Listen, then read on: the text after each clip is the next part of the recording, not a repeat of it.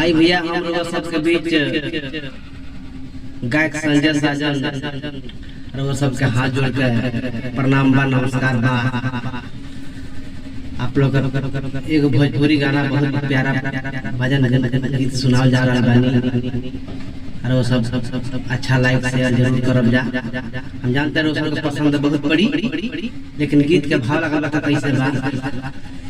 प्रेम पर शादी रउआ पाइए पवन सुत कीर्तन से हमरा जाई। प्रेम पर शादी रउआ पाइए पवन सुत कीर्तन से हमरा जाई।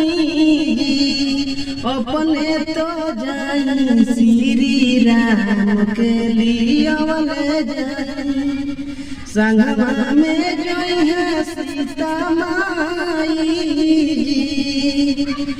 अरे अपने तो जाई भोले बाबा के बुलवले जाई, संगमा में जोई है पार्वती माई।